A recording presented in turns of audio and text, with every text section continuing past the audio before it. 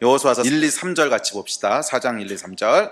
그 모든 백성이 요단을 건너가기를 마침에 여호와께서 여호수아에게 말씀하여 이르시되 백성의 각 지파에 한 사람씩 12사람을 택하고 그들에게 명령하여 이르기를 요단 가운데 제사장들의 발이 굳게 선 그곳에서 돌 12를 택하여 그것을 가져다가 오늘 밤 너희가 유숙할 그곳에 두게 하라 하시니라. 20절부터 24절 보겠습니다. 20절부터 읽읍시다. 시작. 여호수아가 요단에서 가져온 그 12돌을 길갈에 세우고 이스라엘 자손들에게 말하여 이르되 후일에 너희 자손들이 그들의 아버지에게 묻기를 이 돌들은 무슨 뜻이니까 하거든 너희는 너희의 자손들에게 알게 하여 이르기를 이스라엘이 마른 땅을 밟고 이 요단을 건넜음이라.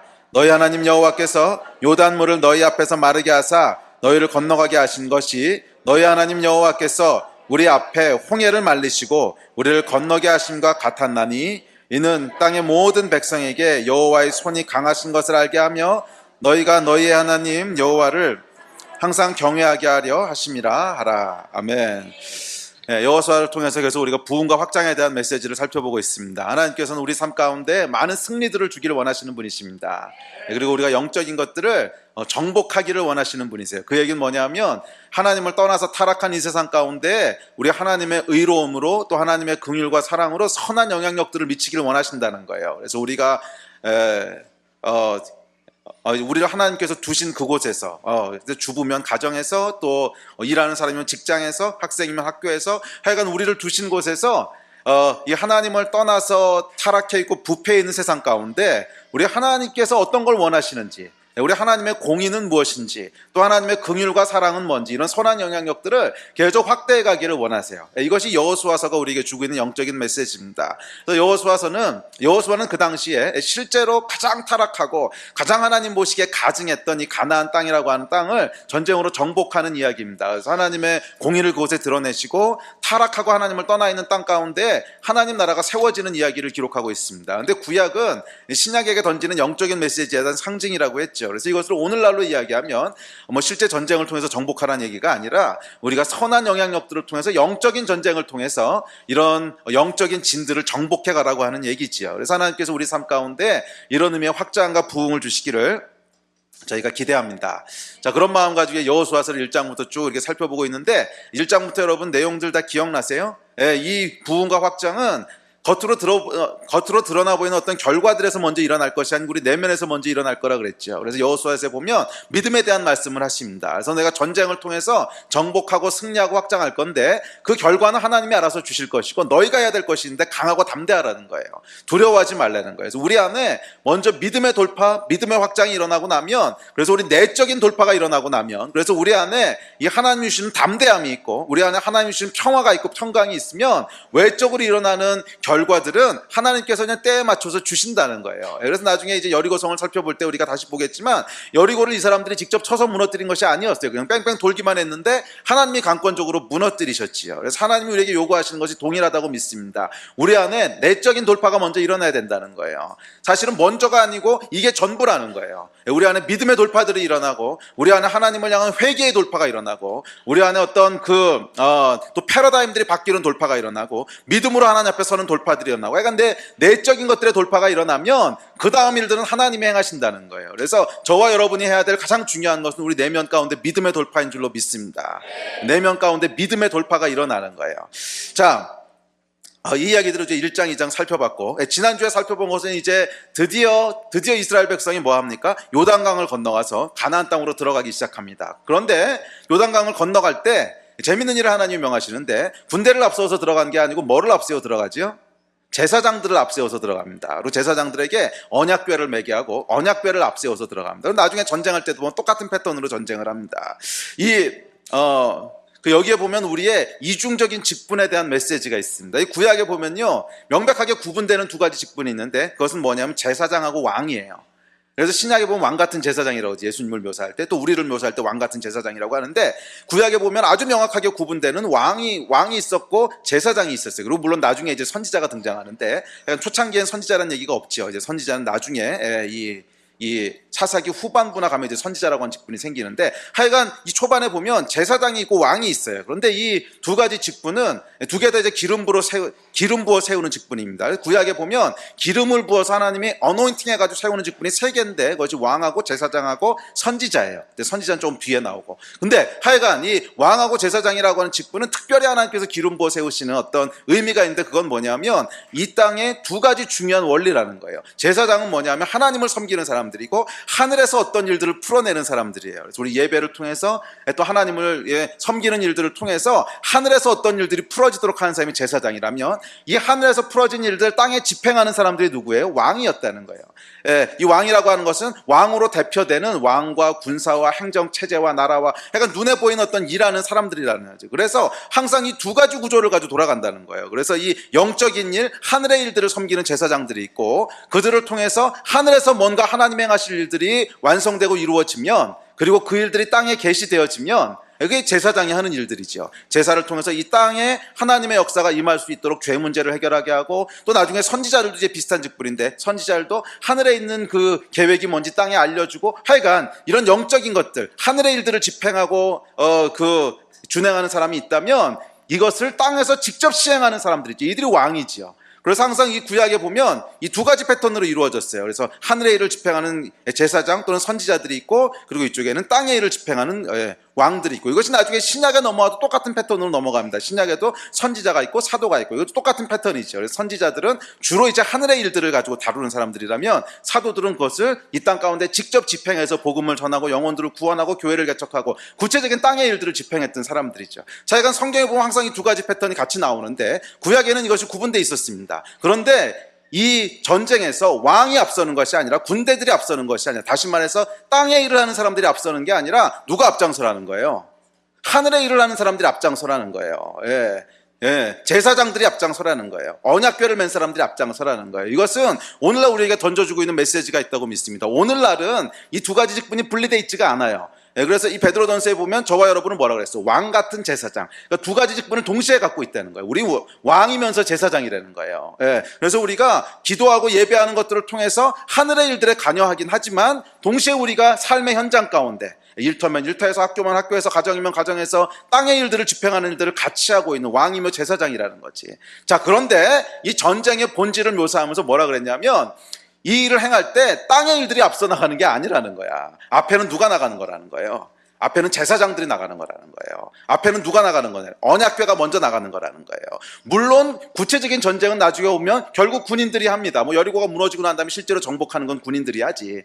그래서 땅의 일들은 실제 그렇게 해요. 그래서 우리도 이 땅에서 그리스도인으로 부름받았을 때, 이 영적인 전쟁을 싸운다고 했을 때, 이 영적인 전쟁의 가장 치열한 장소는 어디예요? 이 땅이야.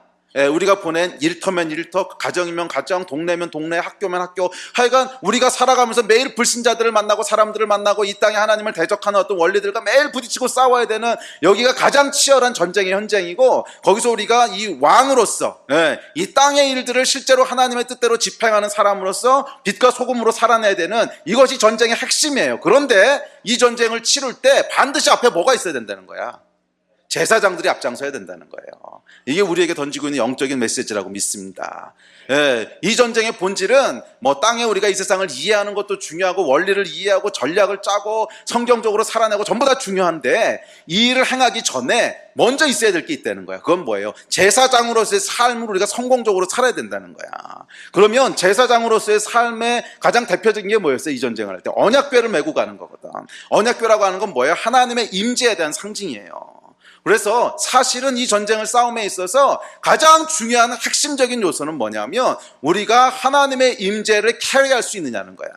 우리가 하나님의 임재를, 영어로는 캐리라 그러는데 이걸 우리말로 뭐라 하지? 짊어지고 간다 그래야 되나? 하여간 이 하나님의 임재를 우리가 캐리하고, 그러니까 짊어지고 갈 수 있냐는 거예요. 그래서 우리의 매일의 삶 가운데, 내가 직장에 가 있으면 직장에서, 아니면은 일터에 가 있으면 일터나 직장이나 같은 말인가? 그러니까 일터건 직장이건 학교건 가정이건 내가 어디 가든지 간에 내가 그리스도인으로서, 내가 하나님을 예배하는 자로서, 내가 하나님의 사람으로서 하나님의 임재를 그곳에 캐리하고 갈 수 있냐는 거예요. 임재를 내가 그곳에 지고 갈 수 있냐는 거야. 이 제사장들이 언약궤를 지고 그 전쟁의 한가운데로 들어가면서 하나님이 거기 함께 계시다고 하는 임재를 그 전쟁터 한가운데로 가지고 들어가고, 그것이 승리할 수 있는 파워가 됐듯이 우리가 우리 삶의 현장 가운데 승리할 수 있는 진짜 파워는 어디서 나오는 거예요? 전략에서 나와요? 아니야. 전략에서 나오는 것이 아니야. 우리의 작전에서 나와요? 작전에서 나오는 것도 아니야.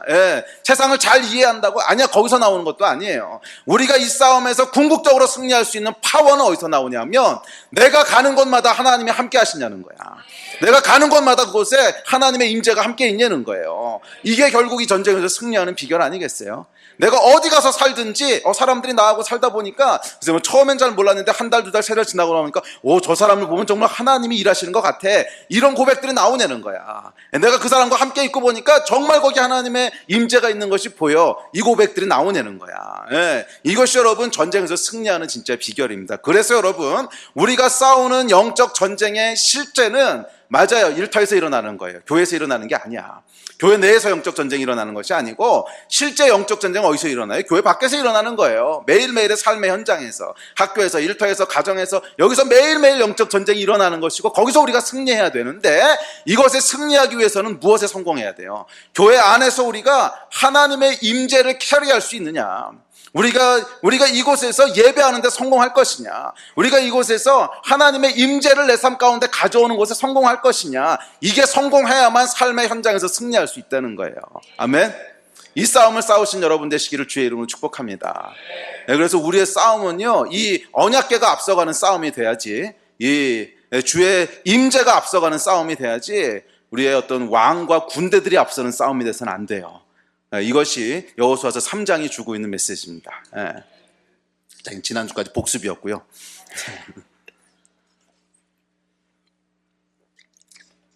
그래서 사실은 여러분, 우리가 주일날 또 금요일날 이렇게 밤에 늦게까지 모여서 이렇게 예배하고 기도하고 하는 거 있죠. 여기서 승리하지 못하면, 여기서 정말 성공하지 못하면 삶의 현장에서는 절대로 성공할 수 없어요. 절대로 성공할 수 없어요. 이거 굉장히 중요한 원리예요. 굉장히 중요한 원리예요. 사람들이 이 삶이 바쁘다 보면 항상 어떤 핑계들을 대냐면, 뭐 꼭 그냥 그 교회 안에만 늘상 모여 있어야 돼. 삶의 현장에서 빛과 소금이 돼야지. 그러면서 나는 크리스찬으로서 뭐 성경적인 비즈니스를 할 거야. 나는 뭐 크리스찬으로서 성공적인 뭐 정치가가 될 거야. 나는 크리스찬으로서 어떤 뭐가 될 거야. 항상 그렇게 얘기하면서 이 모이는 것에 점점 게을러지기 시작하거든. 그리고 또 저도 목사로서 이렇게 보고 있다 보면 뭐 또 틀린 말은 아닌 것 같아요. 바쁘니까 이제 하다 보면 워낙 바쁘니까. 그런데 제가 오랫동안 신앙생활하면서 결국 발견하게 된 법칙이 뭐냐면, 그래서 모이는 거를 포기한 사람 치고 결국 영적으로 선한 영향을 끝까지 미친 사람은 한 사람도 못 봤다는 거야. 이건 제 경험이에요. 경험. 왜 그러냐면, 예수님도 말이에요, 예수님 자신도 가장 영적으로 충만하시고 완전하신 분도 따로 시간을 떼서 하나님 앞에 기도하지 않으면 이 땅에서 승리할 수 없었어요. 그래서 따로 시간을 떼셨어, 하나님 앞에. 근데 우리가 뭔데? 안 그래요? 우리가 예수님보다 더 탁월하셔요. 우리는 말이에요, 여러분, 따로 시간을 떼어서 하나님 앞에 정말 전심으로 기도하고 예배하고 해서 예배를 통해서 하나님을 만나는, 이게 매일매일, 또 일주일에 적어도 우리가 모일 때마다 그 경험들이 반복되지 않으면 절대로 삶의 현장에서 승리할 수 없어요. 이거는 뭐 불을 보듯 명확해. 이 함정에 빠지시면 안 돼요. 내가 성경적인 뭐를 해보겠다고 막 하면서 결국 정작 중요한 예배는 놓쳐. 그럼 결국 다 놓치게 돼요. 이건 제가요, 지난 30년 동안 신앙생활하면서 관찰한 결과예요. 관찰. 저도 이것저것 다 해봤어. 저도요, 잔뼈가 굵어요. 이것저것 다 해봤어. 이것저것. 뭐 삶의 현장에서 드리는 예배, 뭐 별거 다 해봤어. 그래서 꼭 이렇게 모이는 거를 그렇게 꼭 해야 되나? 사람들이 바쁜 현대인들인데 그냥 삶의 현장에서 자기가 거기서 혼자 예배하고 독립적으로 하나님 앞에 살아. 저도요, 그런 거 다 시도해봤어. 안 해본 거 아니야. 해봤는데 안 되더라는 거야. 결국 그렇게 해가지고 성공한 예가 한 번도 없더라는 거야. 그래서 제가 결국 내린 결론이, 우리가 모이기를 패하는 어떤 사람들의 습관과 같이 하지 마라. 마지막 때가 될수록 더욱 모이기를 힘써라. 너희는 슈퍼맨이 아니다. 겸손해라. 너희는 슈퍼맨이 아니다. 모여서 정말 하나님 앞에 함께 기도하고 예배하고 그러면서 거기서 하나님의 은혜를 받고 이게 있어야 우리가 삶에서 승리할 수 있는 힘을 얻지, 그냥 이 공급함이 없이 네가 얼마나 갈 수 있을 거냐고 생각하냐. 6개월도 못 버텨요. 그거. 웬만하면 6개월 안에 다 그냥 흐지부지 망가져버려. 이해가 되세요? 이 교회 모임을 안 갖고서도 안 나오시고도 성공하는 경우가 가끔 있어요. 근데 그런 경우는 어떤 경우냐면 결국 그 직장 안에다가 똑같은 예배 모임을 만들어요. 그래서 혼자 거기서 서바이브 하는 게 아니고 거기서 3명, 4명 기도 모임을 만들어서 거기서 정말 뜨거운 성령의 임재가 있는 예배들을 막 드리면서 살아남을 수는 있어요. 그거는 가능한데 혼자서 내가 그냥 이렇게 이거는요 내가 한 번도 본 적이 없어. 그거는 그런 슈퍼맨은 한 번도 본 적이 없어요. 예수님도 그렇게 안 하셨어요. 그래서 여러분 언약궤가 앞장서 가야 돼요. 언약궤가. 그래서 여러분들은 특별히 젊은 사람들 많은데 젊었을 때부터 이거 결단하셔야 돼요. 내가 매일매일 평생을 주님 앞에 예배에 실패하지 않겠다. 이거 결단이 있어야 돼. 아멘? 그래야 우리가 이 승리하면서 이렇게 브레이크스루 하면서 갈 수 있지. 안 그러면 다 넘어질 거예요. 기억하세요 여러분. 군대가 앞장서서 간 게 아니고 제사장들이 앞장섰어요. 언약궤가 앞장섰어. 잘 기억하시기 바랍니다. 자, 오늘은 이제 4장으로 넘어갈 텐데 4장에는 굉장히 중요한 영적인 원리가 하나 기록되어 있습니다. 우리 이제 다음에 5장으로 나오고 실제 여리고 사건이 나오고 이제 실제적인 전쟁이 벌어질 텐데 그 전에 하나님께서 마지막으로 언급하시는 아주 중요한 영적인 원리가 하나 들어 있습니다. 그래서 이 4장에서 말하고 있는 영적인 원리는 한마디로 얘기하면 기독교적 역사의식이라고 얘기할 수 있는데, 기독교적 역사의식.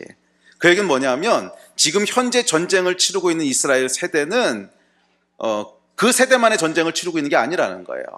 그 세대 이전에 아비 세대들이 싸웠던 전쟁이 있고 그 전쟁을 이어받아서 내가 지금 싸우고 있는 거고 이 싸우고 있는 전쟁을 다음 세대에 이어줄 거라는 거예요. 이해가 되세요?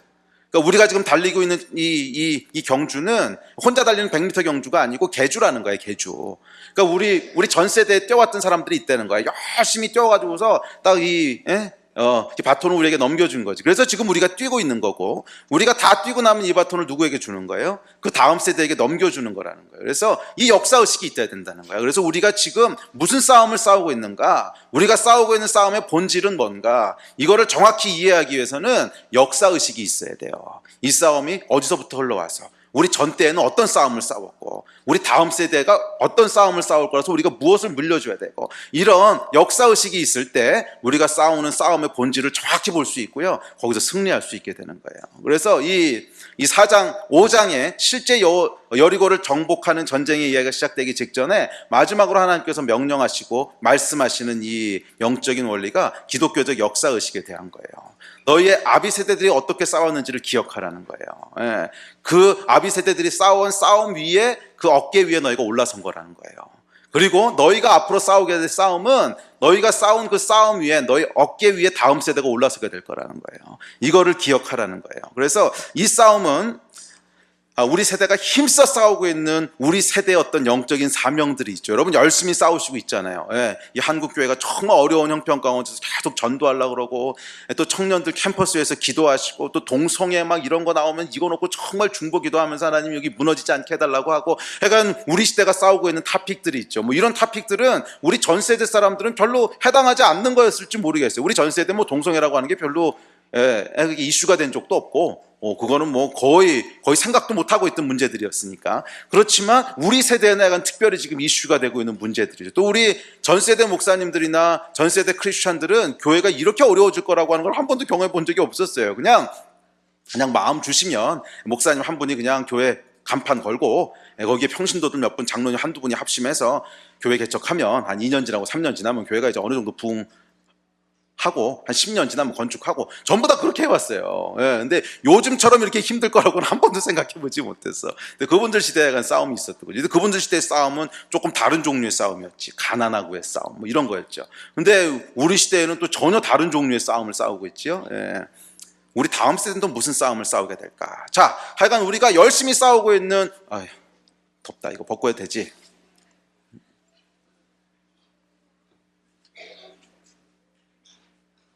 우리가 열심히 싸우고 있는 싸움들이 있는데 이 싸움은 우리 시대만 싸우는 100m 달리기가 아니라는 거예요. 계속 흐르는 역사 가운데 우리가 싸우고 있다는 거야. 이걸 잘 기억하라는 거예요. 그리고 이 역사의식이라고 하는 게 뭐 이렇게 복잡하고 어렵게 얘기하면 역사의식이지만 아주 쉽게 얘기하면 너희 부모님들이 싸워왔던 싸움을 존중하라는 거예요. 그들을 공경하라는 거예요. 그래서 그들의 믿음의 유업들을 물려받으라는 거야. 그리고 너희가 싸워왔던 영적 싸움을 다음 세대들에게 유업으로 물려주라는 거예요. 이 의식을 가지고 싸워야 된다는 거야. 아멘. 자, 이 두 가지가 굉장히 중요합니다. 그래서 말라기서에도 보면 마지막 때 뭐라 그래요? 엘리야가 와서 아비의 마음을 자녀에게, 자녀의 마음을 아비에게 돌이킨다고 하죠. 이거 뭐냐면 세대 간의 단절이 있을 거라는 거야. 근데 이 단절을 다시 풀어놔야 된다는 거예요. 그래서 지금 우리는 항상 3대제 사이에 끼어 있습니다. 우리 윗세대가 있고 우리 세대가 있고 우리 다음 세대가 있지. 뭐 젊은 사람도 마찬가지고 나이 든 사람도 마찬가지고 하여간 3세대 사이에 껴 있죠. 우리 윗세대가 있고 우리 세대가 있고 다음 세대가 있고. 그러면 항상 이 3세대 의식을 갖고 있어야 된다는 거예요. 자, 먼저 아비세대에 대한 이야기부터 시작을 해봅시다. 오늘 본문에 보면 재밌는 것이 나오는데 하나님께서 왜 요단을 걸어서 건너게 하셨을까요? 사실 요단강을 가본 사람은 알겠지만 요단강 가봤어? 깊어? 어느 정도야? 거의 또랑물 수준이지. 그래요. 요단강은 가보신 분들은 알아요. 이거를 굳이 가르고 건너야 될 강이 아니에요. 가보신 분들은. 이게 이 얕은 곳은 말이에요. 진짜 또랑물 수준이고 뭐 웬만한 데는 다 그냥 여기 허리밖에 안 오는 데야. 그러니까 굳이 뭐 이걸 하나님께서 기적을 일으키셔서 말이에요. 이걸 쫙 가르고 와 기적이 일어났다. 이러고 걸어가야 될 때가 아니야. 요단강은 가보신 분들은 알겠지만 이거는 그냥 전쟁하려면 그냥 잘 이렇게 찾아서 요단강 얕은 데 찾잖아요. 그러면 그냥 발목만 잠기고 걸어가면 돼요. 이거 뭐 별로 그렇게 깊은 강이 아니라는 거야. 그런데 왜 굳이 하나님께서 요단강을 가르고 건너게 하셨냐는 거예요. 왜 하나님께서 굳이 요단강을 가르고 건너게 하셨냐는 거예요. 거기에 대한 이유를 오늘 본문이 설명하고 있잖아요. 23절에 보면 오늘 읽으신 이렇게 얘기하고 있습니다.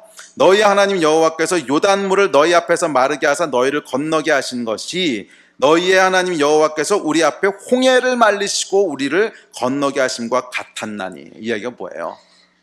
홍해 사건을 리마인드 하시는 거라는 거야. 이해가 되세요? 요단을 건너게 하시는 게 성경에 나와 있는 거잖아. 요단을 쫙 가르신 것은 뭐냐면 이 요단은 가르지 않아도 그냥 걸어서 건너면 돼. 아주 얕은 또랑물이야. 그런데 이것을 굳이 하나님께서 가르게 하시고 걸어서 건너게 하신 이유가 있는데 그건 뭐냐면 너희 아비 세대들, 모세 세대가 홍해를 걸어서 건넌 것을 기억나게 하신다는 거예요. 홍해를 걸어서 건넌 것을 데자부하게 하신다는 거예요. 그것을 잊지 말고 기억하라는 거예요. 홍해 사건의 데자부라는 거야. 하나님께서 교육하시는 것입니다. 너희는 기억하라는 거예요. 뭐를 기억하라는 거야? 너희 조상의 너희 조상들이 어떻게 하나님과 동행하였고 너희 아비 세대 조상들에게 어떻게 하나님이 역사하셨고 애굽에서 무슨 일을 행하셨고 그들이 어떤 하나님을 경험했고 이거 다 기억하라는 거예요. 이 가나안을 정복하기 전에 너희 윗세대가 무엇을 했는지를 기억하라는 거예요. 이 비슷한 설교를 제가 그전에도 한번 한 적이 있는데 기억하세요 여러분? 우리 윗세대들이 무엇을 하셨는지 여러분 기억나십니까? 특별히 전쟁 이후에 1950년대 60년대 그러니까 저희의 아버님 세대, 그러니까 지금 한 70, 80 되신 분들 전후 1세대지요. 조금 빨리 잡으면 60대부터 60, 70, 80 전후 1세대 분들 이 전후 1세대 분들에게 하나님이 무슨 일을 하셨는지 기억하세요? 50년대 6.25 전쟁 직후에 그때는 정말 이거 한번 나눈 적이 있죠. 정말 하나님의 특별한 은혜와 역사가 있었던 시대였어요. 만약 이분들 시대가 없었다면, 이분들의 헌신이 없었다면 오늘 한국은 없었을 거예요. 오늘 한국 교회도 없었을 거야. 이 한국의 경제적 부흥은 여러분 단순히 경제 원리에 의해서 설명할 수 있는 것이 아닙니다. 절대로 그렇게 설명할 수 없어요. 왜냐하면 한 번도 예가 없어. 전 세계적으로 이 선을 넘어본 예가 한 번도 없어요. 뭐냐면 개발도상국이 선진국이 된 예가 한 번도 없어요. 원조를 받던 나라가 원조하는 나라로 바뀐 예가 한 번도 없어요. 딱 한국 한 번이에요. 더군다나 전쟁을 경험했는데 뭐 일본하고 독일은 선진국이 됐잖아요. 그 전쟁은 좀 달라요. 일본하고 독일은 전쟁 일으키기 전에 이미 선진국이었고 전 세계를 대상으로 전쟁할 만한 역량이 있었고 자기 나라에서 싸운 전쟁이 아니었죠. 대부분 밖에서 싸운 전쟁이었기 때문에 자기 나라 인프라는 그대로 보존돼 있었던 거야. 그런데 우리나라 전쟁은 달랐어요. 이 6.25 전쟁은 내전이었기 때문에 우리 안에 있는 모든 인프라들을 다 파괴한 거예요. 그래서 이 전쟁 직후에 보면 집도 없고 공장도 없고 회사도 없고 뭐 병원도 없고 학교도 없고 아무것도 없는 거야. 완전히 폐허가 됐어요. 그런데 그렇다고 우리가 지하 자원이 많냐? 아니, 한국은 전 세계에서 지하 자원이 가장 빈약한 나라 중에 하나. 그래서 이게 도대체 어떻게 잘 살게 될 수 있는 가능성이 전혀 없는 나라라는 거예요. 가장 못 사는 나라, 한 번도 선진국 대열에 껴본 적이 없는 나라, 그리고 자원도 없는 나라. 그래서 이게 경제 원리로만은 오늘날 한국의 이 상황을 설명할 수가 없습니다. 그런데 이 일을 이루어낸 사람들이 누구냐면 전후 1세대들이라는 거예요. 전후 1세대들의 믿음이라는 거예요. 그들의 기도와 놀라운 헌신이라는 거예요. 이건 여러분 분명히 영적인 이유입니다. 그것은 우리 윗세대 분들이, 전후 1세대라고 좀 부르고 싶은데, 이 전후 1세대 분들이 하나님 앞에 헌신했던 것에 대한 하나님의 축복이라는 거예요. 그분들의 헌신은 여러분 놀라운 헌신이었어요. 매주마다 철야 기도했고요, 매주마다 헌신해서 기도했고, 자기 집 팔아가지고 교회 건물 짓는 것은 당연한 거였어요.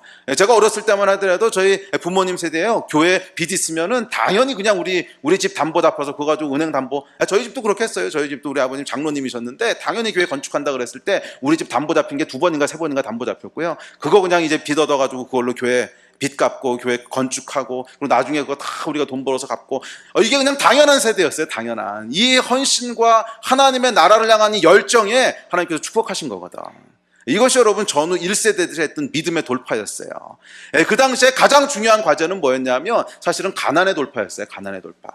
사회도 그렇고 교회도 그렇고 정말 가난했거든. 정말 먹을 것이 없고 가난한 그때 정말 이 세대들의 놀라운 헌신을 통해서 뭐예요? 이 가난이 돌파되고 그 가운데 놀라운 기적이 일어나고 그 헌신을 통해서 부흥이 일어나고 정말 자기 가정과 자기 집보다도 하나님의 나라와 집을 먼저 생각하는 이 열정과 헌신을 통해서 이 놀라운 축복을 받으면서 우리가 이제 여기까지 오게 되잖아. 자, 그런데 이제 전후 2세대가 등장합니다. 2세대는 누구냐면 1세대의 자녀 세대들이에요. 소위 말하는 386세대. 그러니까 딱 저희 나이 또래.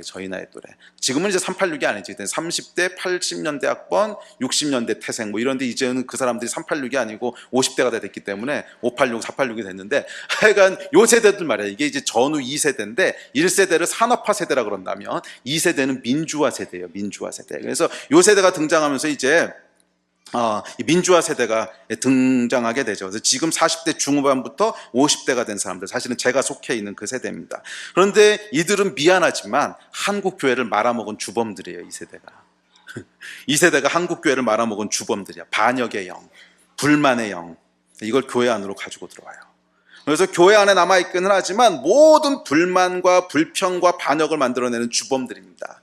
현재 목사로, 선교사로, 장로로, 집사로 교회를 이끌고 있지만 사실은 이 교회의 어려움들을 실질적으로 만들어낸 책임져야 될 세대들이에요.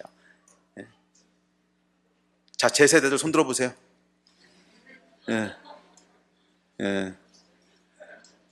저를 포함해서 이거 진짜 회개해야 될 세대야, 이게. 이 민주화 세대들. 물론 민주화 세대가 다 엄한 짓만 한 것은 아닙니다. 이 세대는요, 한국의 세계화를 이끈 세대들이긴 해요. 세계화를 이끈 세대고, 선교의 놀라운 부흥을 주도했던 것은 이 세대들이었어요. 뭐 1세대는 워낙 그때 가난이 힘들었고 그거 돌파해 오느라고 뭐 선교고 뭐 이런 거 생각할 틈이 없었어. 그런데 2세대에 넘어오면서 80년대 90년대 넘어오면서 이제 여의도 광장에서 이 선교대회가 열리고 거기서 10만 선교사 헌신하고 막 이러면서 이제 거기서부터 뭐가 일어나요? 선교 부흥이 일어나고, 그러면서 일종의 세계화죠. 세계화, 그리고 선교에 대한 것들을 이끌고 온 그 세대입니다. 우습게 보지 마세요, 여러분. 우습게 보지 마. 이게 그래도 한 일이 있다고. 그래서 이 세대들에게는 복음의 순수함과 이상주의적 하나님 나라에 대한 비전이 있었어요. 그런데 불행하게도 1세대 부흥의 끝무렵에 물려받은, 거의 1세대의 부흥이 끝날 때쯤 물려받게 된 그런 세속적 성공론이 있었어요. 소위 말하는 기복신앙. 그래서 이 여의도 순복음교회로 대표되는 1세대 부흥이 초창기에는 굉장히 성경적인 부흥이었어요. 그리고 그 당시에 가장 중요한 문제는 당연히 먹고 사는 가난의 문제였으니까 복음이 그걸 터치하지 않는다면 그건 이원론이지. 당연히 가난의 문제를 터치했어야 됐고 그것을 돌파했어요. 당연한 거였어요. 그런데 이것이 이제 80년대, 90년대 넘어오면서 이제 한국이 축복을 받아서 먹고 살만해지거든. 그런데 1세대 부흥의 끝 무렵쯤에 이것들이 이제 변질되기 시작합니다. 그러면서 신앙의 핵심이 더 많은 것을 가지게 되는 것이고, 이 물질적인 축복이 당연히 하나님의 축복이라고 생각하게 되고, 살만 했는데도 더 많은 물질을 구하게 되고 하는 이런 세속적 성공론. 근데 이것이 이제 교회 안에 은근슬쩍 들어오게 되죠. 그러면서 이 1세대의 유업을 물려받은 민주화 세대들, 소위 말하는 민주화 세대인데 거기도 약간 보수가 있고 좌익이 있고 뭐 이러겠지만, 이 사람들이 결국 이것들을 그대로 물려받아서 교회 안에 경제학 이론을 갖고 들어오게 되고, 교회 안에 경영학 이론을 갖고 들어오게 되고, 그래서 세속적인 성공에 대한 것들을 교회의 목표로 잡기 시작하고, 교회 어떤 사이즈에 대한 것, 숫자에 대한 것, 교회의 어떤 파워에 대한 것, 뭐 이런 것들에 이제 물들기 시작하면서 이제 거기서부터 타락하기 시작하죠. 그러면서 또 한편으로 어떤 게 일어나냐면 여기에 대한 반발이 일어나기 시작합니다. 아니 그게 복음이 아니지 않느냐, 그건 기복주의 신앙 아니냐, 진짜 성경에 보면 언제 그렇게 우리가 돈 버는 게 하나님의 축복이라고 가르쳤냐, 성경에 보면 고난을, 이제 나와 함께 고난을 받으라 그랬고, 나와 함께 하나님 앞에서 정말 선한 싸움을 싸우라고 했지. 그러면서 이제 거기에 대한 반발이 일어나기 시작합니다. 반발이 일어나기 시작하면서 뭐가 생기냐면 1세대들에 대한 저취, 그러니까 비난을 하기 시작해요. 그러면서 1세대에 있었던 모든 부흥들을 뭘로 이제 처치하는 거예요? 저거는 기복주의 신앙이다, 저거는 물질주의 세속론이다, 이걸로 이제 손가락질하기 시작. 그래서 이 두 번째 세대는, 그러니까 저희 세대는 참 복잡한 세대예요. 참 복잡한 세대야. 그러니까 이 선교의 부흥이라고 하는 굉장히 중요한 한국교회의 어떤 과제를 풀어낸 아주 중요한 세대이면서, 동시에 1세대 끝 무렵에 물려받은 세속적인 이론들을 교회 안으로 갖고 들어와서 교회를 세속화시킨 주범이면서, 또 그것에 대해서 반발하면서 그렇게 되면 안 된다, 그러니까 이 순수한 이상과 열정들이 남아 있었기 때문에 그렇게 되면 안 된다 그러면서 윗세대를 하면서 손가락질하는 어떤 비판적인 어떤 생각들, 비판적인 태도들, 이런 태도들을 교회 안에 가지고 들어온, 그러니까 아주 복잡한 세대가 이 두 번째 세대예요. 자, 그런데 어쨌든지 간에 이 두 번째 세대가, 이 두 번째 세대의 특징은 뭐냐면 교회를 떠나진 않았어요. 교회 안에서 야당 역할을 했지. 그러니까 삐딱한 거야. 아유, 우리 목사님 저러시면 안 되는데. 이제 그러면서도 교회는 나와. 목사님 설교 들으면서 아유, 설교가 저러시면 안 되는데. 1세대는요 별로 배운 게 없었기 때문에 목사님 뭐라 그러든지 아멘 아멘 그러고 넘어왔는데, 2세대는 이제 머리가 커졌어. 그래서 뭐 성경 공부, 제자 훈련하면서 성경 많이 읽고 나서는 이제 목사님이 뭐라 그러시면 저거 아닌데 이러고 앉았는데 그러면서도 교회 떠나진 않아. 그러면서 저거 아닌데, 에이 틀렸는데. 이게 여러분, 이 교회 안에 어마어마한 부정적인 영향들을 미치기 시작해요. 근데 저도 이게 숙제긴 숙제예요. 그런 거 잘못되는 걸 다 그냥 아멘 아멘 그러고 따라왔어야 되는 건가? 뭐 그건 아니겠지, 물론 어떻게든지 고치긴 고쳤어야 되는데, 하여간 그런 비난하고 정죄하는 스피릿으로 고치려고 했던 것은 분명히 잘못이에요. 그런 스피릿으로 고치는 게 아니고 정말 사랑과 존경과 감사와, 그러니까 이 성경적인 방법으로 고쳐 나갔어야 되는데, 하여간 진단은 바르게 했을 줄 몰라요. 아이 저거 아닌데, 아닌 건 맞지. 그럼에도 불구하고 그 방법이나 태도들은 잘못된 방법과 태도를 갖고 들어온 거야. 그래서 삐딱하게 교회 안에서 야당 노릇하면서, 그래서 교회 안으로 깊게 한 발을 들이밀지는 않으면서, 뭔가 목사님이 하는 거에 대해서 불만은 가득 있으면서 에이 저건 아닌데 이러고 있으면서, 교회를 떠나지는 않고 있으면서 하여간 이러고 있었던 이 세대들 아니야? 맞잖아. 지금 50대 60대 정도 되는 분들, 그 교회 안에 장로님들, 그리고 지금 현재 목사님들. 자, 근데 여러분 정말 놀라운 건 뭐냐면 그 다음 세대야, 3세대들. 이게 이제 지금 현재 청년 세대인데, 이 청년 세대들은 뭘 보고 자랐냐면 자기 부모님들의 이 비판을 보고 자란 거야. 맨날 집에 와서는 얘기가 에이씨 목사님 그러시면 안 되는데. 그럼 교회 가지 말지 왜 가는 거야? 우리 아빠는 이상해. 맨날 집에 오면은 그냥 씩씩거리면서 교회에 대해서 이상한 얘기하면서 교회는 또 꼬박꼬박 가네. 위선자들 뭐 이러면서 이제 자란 게 청년 세대거든. 그래서요 결국 이 청년 세대들은, 그러니까 두 번째 세대는 여러분 비난하면서도 교회 안에 남아 있었어요. 그런데 세 번째 세대는 그냥 교회를 떠나버리는 거야. 그게 지금 우리 청년 세대들이에요. 이해가 되세요? 이게 지금 한국의 해방 이후지, 전쟁 이후 지금까지의 역사예요. 이 3세대들. 이게 사실 그래서 여러분 이 책임이 저희 세대에게 있습니다. 다시 한번 손 들어보세요.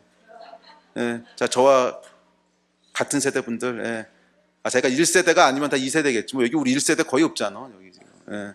회개하십시오, 이 세대들은. 손 안 드신 분들은 뭐예요? 자기가 젊다고 생각하시나 본데. 이거 회개해야 될 세대예요. 회개해야 돼. 그러니까 우리 한국 교회 안에 이 한국 교회의 급속한 어떤 쇠퇴를 가져온 주범들이에요. 사실 여러분 교회 안에는 부정적인 스피릿이 있으면 안 돼요. 잘못된 걸 바로 잡는 것도 긍휼과 사랑과 용납과 긍정적인 스피릿을 가지고 바로 잡아야지. 교회 안에 이것들을 삐딱하고 부정적이고 네거티브하고 이런 스피릿이 들어오는 순간 그것은 마귀가 틈타는 거예요. 잘 기억하십시오, 여러분. 교회 안에는 야당이 있으면 안 돼요. 모든 사람이 선한 여당이 돼야 되는 거지. 아니야? 근데 저는 아직도 그 얘기가 기억나요. 제가 젊었을 때 청년들이 그러니까 제가 젊었을 때 대학 다니고 청년 때 이때가 이제 1세대 부흥의 끝물이었거든. 1세대 부흥의 끝물에 보니까 너무 많은 잘못들이 있는 거야. 우리 윗세대 분들의 너무 많은 잘못들을 보면서 우리는 교회 안에 야당이 돼야겠다고 생각하는 사람 정말 많았어요. 제 친구들, 주위 애들. 내가 이 교회 안에서 어쨌거나 바른 말을 해야 되겠다. 내가 이 교회 안에서 야당 노릇을 해야 되겠다. 그거 서원했던 사람들 많았어. 그리고 교회 안에서 야당 노릇을 했는데 교회는 여러분 야당이 있으면 안 되는 곳이에요. 이해가 되세요? 무슨 말인지? 잘못된 걸 고치더라도 우리가 주인의식을 가지고 내가 이곳에 여당이라는 생각을 가지고 한마음이 돼서 사랑과 인내와 용납과 이렇게 해서 함께 찾아나가야 되는 거지. 삐딱하게 정죄하고 비난. 여러분 성경에 얼마나 많이 나와요. 정죄하지 마라, 비난하지 마라. 하나님이 하실 거다. 그거는 정죄하지 마라. 네가 뭔데 정죄하느냐. 이거 성경에서 못이 박히도록 한 얘기인데 불행하게도 저희 세대가 그 스피릿을 교회 안으로 가지고 들어와요. 그래서 윗세대 분들을 비난하기 시작하고 정죄하기 시작하고 이제 대표적인 게 조용기 목사님에 대한 거지. 근데 저도 조용기 목사님의 잘못에 대해서 그 잘못까지 다 옹호하자 이런 것은 아닙니다. 잘못한 건 잘못하신 거지. 그렇지만 그것을 우리가 이야기하고 바로잡는 과정은 함께 정말 사랑과 존경과 이 마음을 가지고 이 문제를 함께 풀어가야 되는 거죠. 그리고 내 문제처럼 내가 여당으로서 책임감을 가지고 그것이 정말 우리의 잘못 때문에 그렇게 된 거구나 회개하고 정말 사랑하고 이러면서 풀어가야 되는 거지 손가락질 하면서 풀어가야 될 문제는 아니라는 거예요. 이해가 되십니까? 혹시 여러분들 가운데 저에 대해서 불만 있으신 분 오케이 있으실 수 있어요. 그러면 사랑으로 풀어가셔야 돼요. 사랑으로 풀어가셔야 된다고. 이해가 돼요? 교회 안에서 야당 노릇하면서 삐딱하게 우리 목사님 저러면 안 되시는데 그러면 결국 누가 손해를 봐? 여러분의 자녀들이 교회를 떠나는 거예요. 여러분의 자녀들이 교회를 떠나는 거예요. 교회 안에서 삐딱하게 얘기하고 있으면 자녀들은 뭘 보고 자라겠냐고. 뭘 보고 자라겠냐고. 맨날 엄마 아빠 와가지고 하는 얘기가 우리 목사님 저러시면 안 되는데 우리 목사님 맛이 갔어. 맨날 이런 얘기하는데 또 보면 장로님이야. 그러면 애들은 이상하다. 교회 가지 말지. 그렇게 불만이요. 왜 우리 엄마 아빠는 굳이 교회를 다니면서 저렇게 맨날 열받아 하는 거야. 그래서 걔네들은 아예 그걸 실천에 옮기는 거거든. 교회 안 나가기로. 여러분 이 똑같은 패턴을 반복하면 안 돼요. 아멘. 우리 자녀들에게 진짜 믿음의 유업을 물려주기 원한다면 이 딱한 마음들, 비판적인 마음들, 정죄하는 스피릿들 이걸 교회 안에서 쫓아내야 돼요. 아멘. 그래서 우리가 정말 다 같이 하나 된 마음으로 주인된 마음으로 긍휼의 마음으로 문제가 있으면 함께 풀어가야 되는 거지. 아멘. 자, 이것을 다시 우리 한국교회 안에 가지고 들어와야 됩니다. 아멘. 자, 근데 오늘 본문 말씀에 보면 참 놀라운 말씀이 나와요. 제가 이 말씀을 보면서 너무너무 은혜를 받았는데 하나님께서 말이에요. 여호수아 세대에게 모세 세대에 대한 얘기를 하시면서 홍해를 가른 것을 지금 데자뷰 하시잖아. 근데 사실은 모세의 세대를 이렇게 보면 잘한 게 하나도 없어. 모세의 세대가 뭘 잘했어요? 여러분 한번 말해보세요. 모세의 세대가 잘한 게 뭐 있어? 모세는 잘한 게 있지 모세는. 근데 모세 따라다녔던 그 세대가 뭘 잘했어요? 모세가 출애굽하자 그랬더니 너 죽을 일 있냐 그러고 길길이 뛰었지. 그러다 광야 나와서는 어땠어? 물 없다고 불평하고 고기 없다고 불평하고 만나 주니까 맨날 만나만 먹고 어떻게 사냐고 불평하고 그래서 메추라기 주셨다가 그거 이제 먹다가 그 이 사이에 고기가 있을 때 다 죽고 막 이런 거 아니야. 잘 생각해 보세요, 여러분. 모세의 세대가 잘한 게 뭐가 있나? 잘한 거 5가지만 찾아봐. 없어. 5가지 나올 거 없어. 2개도 없어. 이 세대는 보면은 계속 불평하고 계속 원망하고, 나올 때부터 출애굽 그거 왜 하냐? 아니 여기 먹고 살만한데 왜 그곳에 나가서 생고생, 뭐 이건 역사의식도 없고 사명의식도 없고 열정도 없고 하나님 나라가 뭐 어쩌고 저쩌고 하네. 하여간 내가 먹고 사는 게 중요했던 사람들이고, 그러고 억지로 할 수 없이 따라 나온 다음엔 또 뭐예요? 따라 나와서는 드립다 불평만 해야 되는 거 아니야. 물 없다고 불평하고, 그래서 모세와 아론을 돌로 서서 죽이려고 하고, 너희가 우리를 죽이려고 일로 데리고 나왔냐 이러고, 이제 만나 내려서 먹을 거 주니까 만나만 먹고 어떻게 사느냐 사람이 막 이러고 또 불평하고 고기 달라 그러고. 아이고, 그러고 이제 마지막에 간신히 저기 가잖아요. 간신히 가데스바데에 가가지고 이 땅을 너에게 줄 테니까 가나안 정복해라 그랬더니 거기서 또 못 들어간다 안 들어간다 막 울고불고 그래가지고 하나님이 이제 야마가 도셔가지고서 여기까지 하자 끝이다 그래가지고 다시 스탑 시키고서 40년 동안 뺑뺑이 돌려가지고 전부 다 죽이신 거 아니야. 그게 모세의 세대라고. 잘한 게요 정말 없어. 찾아보면 얘네들은 잘못한 거 투성이고 본받을 거 정말 하나도 없고 이런 게 모세의 세대인데, 그 중에서 유일하게 잘한 게 딱 하나 있어요. 그게 뭐야? 홍해 건넌 거야. 딱 하나 잘했어. 딱 하나. 홍해 건넌 거. 그건 그래도 돌아가겠다고 안 하고 홍해 건넜어. 그런데 여호수아 세대가 하나님 뭐라 그러시는 거예요? 이 수많은 실패와 수많은 수치와 수많은 잘못들과 이거 하나도 얘기 안 하시고요, 이들이 딱 하나 잘한 거 그거 딱 끄집어내시면서 이거 대접하라는 거예요. 여러분 뭔 얘기인지 알겠어요? 오늘 하나님께서 우리에게 하시는 말씀이 모세의 세대가 잘한 게 아무것도 없고 모든 거 다 실패했고 99% 잘못했더라도 잘한 거 하나 있잖아. 딱 그거 하나 딱 끄집어내시면서 너희는 이것을 기억하라는 거예요. 여러분, 우리 윗세대, 우리 아비 세대에게 해야 될 태도가 이거라는 거예요. 아비 세대에 뭐를 대자보하시는 거예요? 죄와 실수? 아니야, 하나님 이거 대자보하지 않으셨어. 아비 세대에 뭐를 기억하라는 거예요? 실패와 잘못한 것들? 아니야, 하나님 그거 말씀하시지 않았어. 아비 세대의 성공과 승리를 기억하라는 거예요. 아비 세대의 믿음을 기억하라는 거예요. 그들이 어떻게 하나님 앞에 헌신했는지를 기억하라는 거예요. 우리 윗세대들 보면요, 전후 1세대들 보면 모세 세대하고 비교하잖아요. 비교할 수 없을 정도로 충성된 세대였어요. 잘못한 건 물론 한두 가지 있어요. 그렇지만 잘못한 거에 비해서 잘한 게 훨씬 더 많은 세대였고, 진짜 어려운 시대를 믿음으로 뚫고 오신 분들이고, 금식하고 철회하면서 뚫고 오신 분들이고, 하나님 나라를 위해서 생명 들였은 분들이고, 이렇게 뚫고 오신 분들이야. 근데 거기를 향해서 손가락질하고 정죄하고 비난하고, 이게 하나님이 기뻐하실 일이냐는 거예요. 오늘날 왜 믿음의 유업들이 끊어졌는지 아세요, 여러분? 이 태도 때문에 끊어진 거야. 집 나간 아들이 어떻게 아버지의 유업을 물려받아? 우리 윗세대 분들, 전후 1세대 분들의 믿음의 유업이 있었어요, 여러분. 그 유업은 불가능을 가능케 하는 유업이었어요. 복음의 능력이라고 하는 유업이었어. 할 수 있거든요. 무슨 말이냐? 그 당시에 여러분, 교회에 한 3주만, 그 셀마다 여러분 3주만 새로운 영혼들이 안 돌아오고 전도가 안 되잖아요. 그러면 그 당시엔 구역장들이지, 빨간 가방 아줌마들 있잖아, 우리 이 권사님들이요, 바로 금식 들어갔어요. 바로 금식 들어가고 바로 철회기도 들어가고. 여러분, 한국교회 부흥이 그냥 일어난 게 아니에요. 2세대 분들의 헌신으로 일어난 거야. 금식하고 기도하고, 자기 것 정말 자기 집과 가정보다도 교회를 훨씬 더 중요하게 생각하고, 이 놀라운 헌신을 통해서 오늘날의 한국교회가 서게 됐는데, 이 싸가지 없는 놈들이 말이야. 이 싸가지 없는 놈들이. 저는요, 그 영화 있잖아, 국제시장. 그 영화 진짜 영적인 영화더라고. 제가 보면서, 야, 이거는 우리나라의 영적인 것들을 그대로 묘사했다. 거기 나오는 아들들 봐봐. 얼마나 싸가지 없나. 기억나요? 그 싸가지 없는 아들들?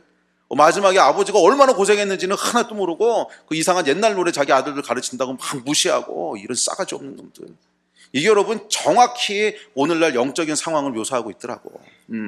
윗세대 분들이 어떤 믿음의 삶을 살았는지에 대한 존경도 없고, 거기에 대한 감사함도 없고, 거기에 대한 감격도 없고, 그냥 지 잘난 줄 알아.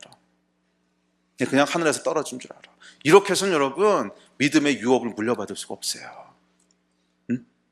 이거 우리가 회개해야 돼요. 맞아, 우리 목사님 세대는 회개해야 돼. 너희도 마찬가지야, 이놈들아. 너희도 그대로 물려받아가지고 삐딱하게 받잖아. 이거 물려받으면 안 되는 거야. 예. 우리 하나님이 뭐라고 명령하셨어요? 모세의 세대여 죄와 수치를 너희는 잊지 말고 기억해라, 기록해둬라 그러셨어? 그렇게 말씀하신 적 없어. 모세의 세대가 수많은 잘못을 했지만 잘한 것 딱 하나, 홍해를 건넜던, 하나님과 동행했던, 하나님의 놀라운 역사를 경험했던, 이거 너희가 기억하라 그랬지. 너희 아버지 세대를 공경하라 그런 거예요. 그들의 승리를 기억하라는 거야. 우리 윗세대 분들이 어떤 믿음의 삶을 살았는지 그거 기억하라는 거예요.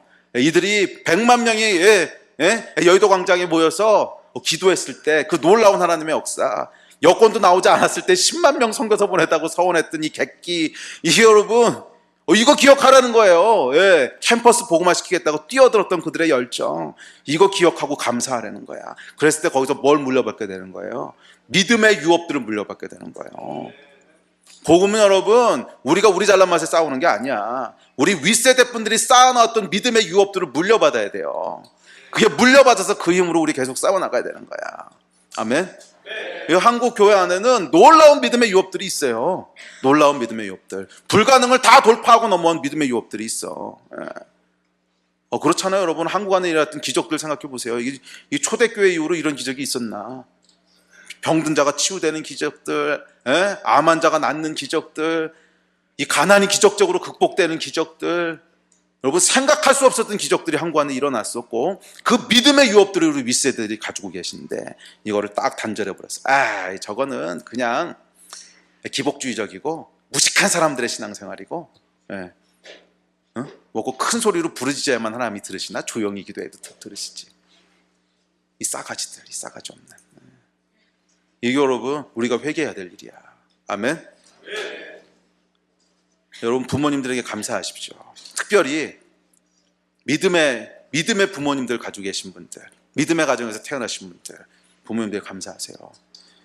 우리 엄마 아빠 나한테 별로 믿음의 유업 물려준 거 그래도 모세의 세대보다 낫잖아. 응?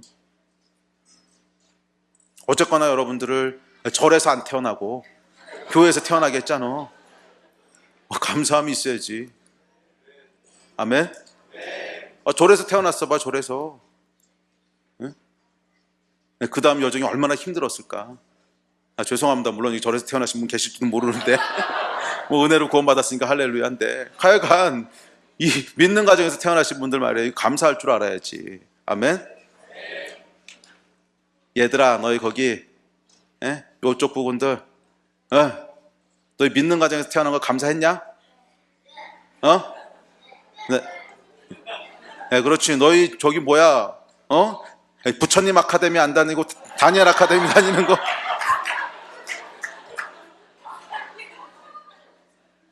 그거 감사해야 되지? 왜 대답이 없어? 감사해야 되지? 그래, 너희 부처님 아카데미에서 지금 계속 배우고 있었으면 어떡할 뻔했어? 응? 죽었지. 그래, 너희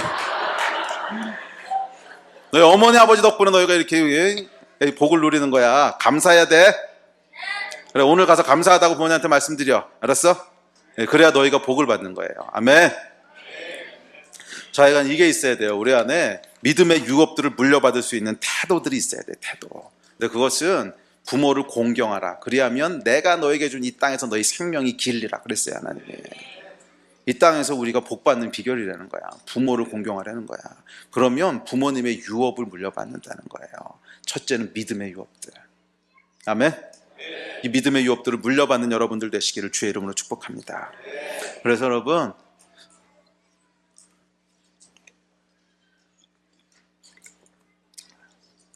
이 아비의 수치를 드러내는 자는 저주를 받아요.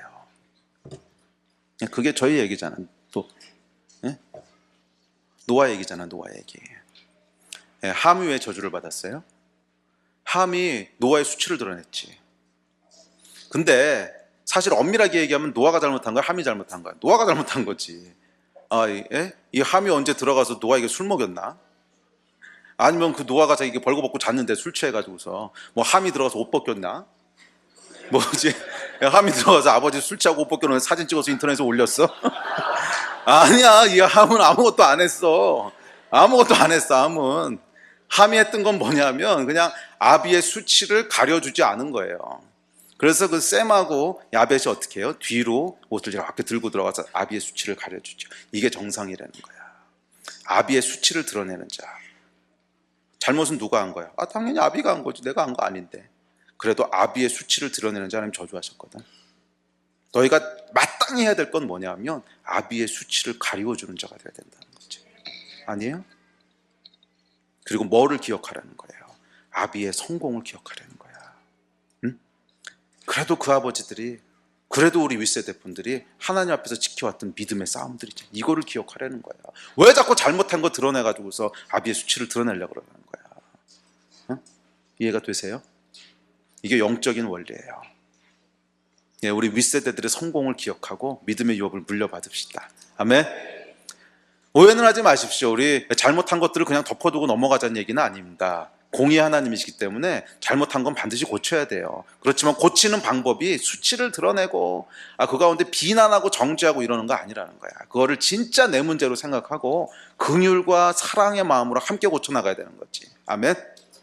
그 태도를 가지신 여러분 되시기를 주의 이름으로 축복합니다. 자, 두 번째 메시지가 있습니다. 이건 다음 세대에 대한 얘기예요. 자, 이스라엘 백성이 요단을 건너가자마자 가장 먼저 한 일은 12지파의 대표들이 돌 하나씩 들고 나와서 길갈에 돌을 쌓는 것이었습니다. 그렇죠? 이 돌을 왜 쌓았습니까? 5절부터 7절까지 같이 읽어봅시다. 4절부터 7절까지. 자, 4, 5, 6, 7 한번 읽어봅시다. 시작. 여호수아가 이스라엘 자손 중에서 각 지파에 한 사람씩 준비한 그 12사람을 불러 그들에게 이르되 요단 가운데로 들어가 너희 하나님 여호와의 궤 앞으로 가서 이스라엘 자손들의 지파 수대로 각기 돌 한 개씩 가져다가 어깨에 매라. 이것이 너희 중에 표징이 되리라. 후일에 너희의 자손들이 물어 이르되 이 돌들은 무슨 뜻이냐 하거든 그들에게 이르기를 요단물이 여호와의 언약궤 앞에서 끊어졌나니 곧 언약궤가 요단을 건널 때에 요단물이 끊어졌으므로 이 돌들이 이스라엘 자손에게 영원히 기념이 되리라 하니라. 왜 돌을 쌓으라 그런 거예요? 다음 세대에게 전하기 위해서 그랬다는 거예요.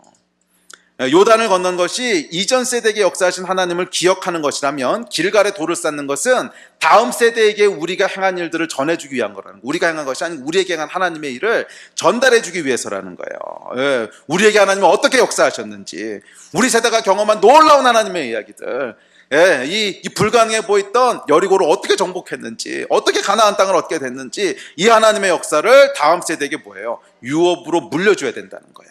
아멘. 그것이 오늘 읽으신 본문 21절부터의 말씀이에요. 우리 21절부터 24절 다시 한번 읽어봅시다. 본문인데 21절부터 시작. 이스라엘 자손들에게 말하여 이르되 후일에 너희의 자손들이 그들의 아버지에게 묻기를 이 돌들은 무슨 뜻이니까 하거든 너희는 너희 자손들에게 알게 하여 이르기를 이스라엘이 마른 땅을 밟고 이 요단을 건넜음이라. 너희 하나님 여호와께서 요단물을 너희 앞에서 마르게 하사 너희를 건너게 하신 것이 너희 하나님 여호와께서 우리 앞에 홍해를 말리시고 우리를 건너게 하심과 같았나니 이는 땅의 모든 백성에게 여호와의 손이 강하신 것을 알게 하며 너희가 너희 하나님 여호와를 항상 경외하게 하려 하심이라 하라. 자, 이것이 여호수아가 전쟁을 수행함에 있어서 너무나 중요한 원칙이었다는 거예요. 두 개를 기억하라는 건데, 하나는 너희 윗세대가 행했던 홍해를 건넜던 아비세대의 승리를 기억하고 유업으로 물려받으라는 거였고, 그들의 수치를 드러내고 정죄하는 것이 아니고 그들의 승리와 유업들을 물려받으라는 거였고, 두 번째는 너희 세대에 행한 하나님의 놀라운 역사들을 너희 세대에 끝내면 안 된다는 거예요. 다음 세대들에게 가르쳐 전달해야 된다는 거예요. 가르쳐 지키게 해야 된다는 거예요. 너희에게 행하신 놀라운 하나님의 역사들이 다음 세대에게 믿음의 유업으로 전달돼야 된다는 거야. 아멘.